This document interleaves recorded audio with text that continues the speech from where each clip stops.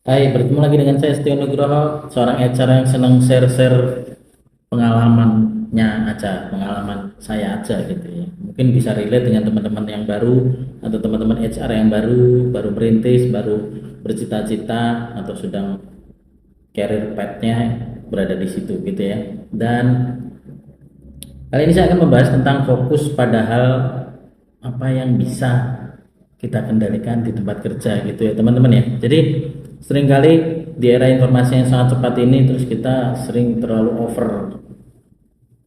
banyak menyimpan sampah di kepala kita ya tentang appointment yang nggak penting, tentang isu-isu yang nggak ada kaitannya, yang nggak relevan, yang nggak ada kaitannya dengan kita sebagai employee gitu ya. Nah ini trik-triknya sedikit ya.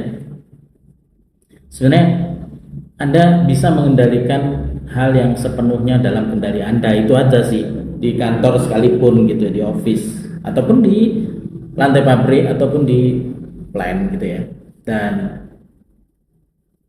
Anda harus punya kuasa atas beberapa hal berikut ini, yaitu sikap dan pola pikir Anda ya, itu dalam kendali Anda. Terus kemudian cara Anda mengatur waktu.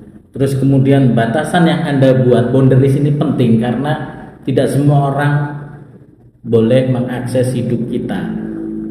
Itu ya. Privacy is the new luxury gitu ya. Jadi batasannya harus jelas gitu. Terus kemudian kemauan untuk belajar ini penting sekali teman-teman. Jadi teman-teman harus setiap hari belajar hal baru, setiap hari belajar AI baru, nggak apa-apa, demi menunjang apa yang menjadi profesi kita, apa yang menjadi spesialisasi kita gitu ya.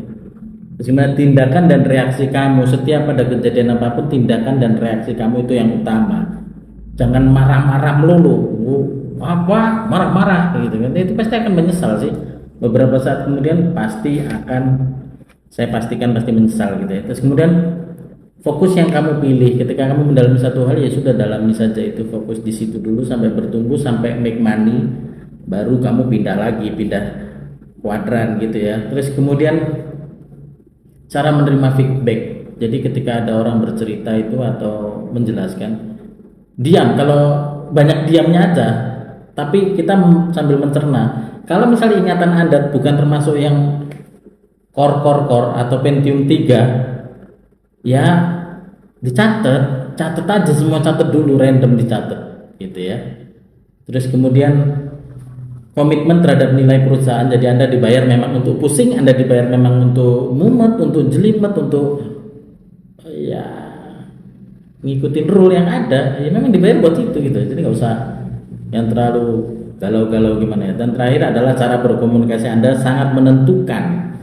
Ketika Anda di rumah sedang ada masalah dengan pasangan, dengan anak dan lain sebagainya, terus di kantor Anda marah-marah, mencah-mencah, bawahan Anda jadi keset, jadi sulit, Anda sendiri yang akan kesulitan karena cara komunikasi ini salah intonasi, salah nada, itu salah pemilihan kata itu saja sudah membuat persepsi orang, sudut pandangnya sudah berbeda gitu ya. Hopefully bermanfaat teman-teman. Itu adalah bagaimana kita berlaku di tempat kerja yang menurut saya cukup safe gitu ya.